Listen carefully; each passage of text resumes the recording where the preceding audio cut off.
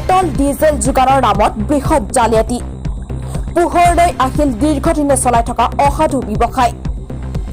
নামটিৰ গগৈ কিষাণ সেৱা নামৰ তেল ডিপুৰ গ্ৰাহকক প্ৰবঞ্চনা পেট্ৰল ডিজেলৰ আকাশলংঘী মূল্য বৃদ্ধিয়ে জনসাধাৰণৰ মূৰত ৰাম টাঙোন সুধোৱা সময়তে পোহৰলৈ আহিছে নামটিৰ এটা তেল ডিপুৰ ভয়ংকৰ জালিয়াতি শিৱসাগৰ জিলাৰ আমগুৰিৰ নামটি চাৰিআলি খনিকৰ গাঁওস্থিত গগৈ কিষাণ সেৱা নামৰ ডিপুটোৱে যোগান ধৰা পেট্ৰলত জাবৰ-জোথৰ দ্ৰব্য ওলোৱাৰ এক গুৰুতৰ অভিযোগ ভুক্তভোগী গ্ৰাহকে উত্থাপন কৰিছে উত্থাপিত অভিযোগ অনুসৰি নামটিৰ এজন গ্ৰাহকে এই ডিপুত এখন বিলাসী বাহনত উক্ত তেল ভৰোৱাৰ ফলত ইঞ্জিন বিকল হৈ পৰে ঘটনা সংঘটিত হোৱাৰ পিছতে ভুক্তভোগী গ্ৰাহকজনে ডিপুত উপস্থিত হৈ এক উত্তপ্ত পৰিস্থিতিৰ সৃষ্টি কৰে এই ডিপুটোত দৈনিক শ বাহনে তেল ভৰাই আহিছে যদিও এখন বাহনৰ ইঞ্জিন বিকল হৈ পৰাতে জালিয়াতি কৰাৰ কাণ্ড পোহৰলৈ আহিছে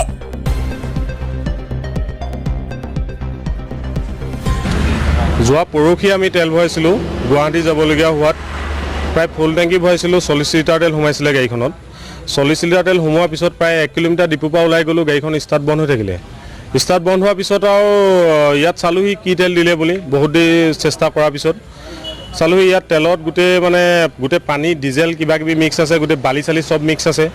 তাৰপৰা মিক্স হ'লত আৰু ইয়াত গাড়ীখন এওঁলোকৰ মানুহ নিলত টেংকিত পৰীক্ষা কৰি চালোঁ কিবা কিবি কাপোৰ চাপোৰ ভৰাই গোটেই বেয়া তেল আছে তাৰপৰা বেয়া তেলত ডিপুত চমজাই দিলোঁ আমি গাড়ীখন চমজাই দিলত তেওঁলোকে ক'লে চব ৰিক্স ল'ম বুলি আমি চব ভালকৈ দিম বুলি ক'লে গাড়ীখন ডিলাৰলৈ লৈ গ'লোঁ তেওঁলোকৰ কোনো ৰেছপন্স নাই এতিয়ালৈকে মালিকৰ লগত কথা পাতিলোঁ মালিক আছে নলবাৰী নে গুৱাহাটী ক'ৰবাত আছে বুলি ক'লে তেওঁলোকে আমাক ক'লে বোলে কাইলৈ কথা পাতি আছোঁ পৰহিলৈ কথা পাতি আছোঁ কিবা কিবি আজি 3 দিন হ'ল আজিলৈকে একো ৰেছপন্স পোৱা নাই ইয়াৰ পৰা বেয়া তেল পানী আছে ডিজেল আছে বালি আছে গেট আছে কিবা কিবি আপোনালোকে দেখিব অত্যন্ত বেয়া এইখিনি ইউজৰ কাৰণে নহয় অলৰেডি এইখিনি বহুত কিবা আৰু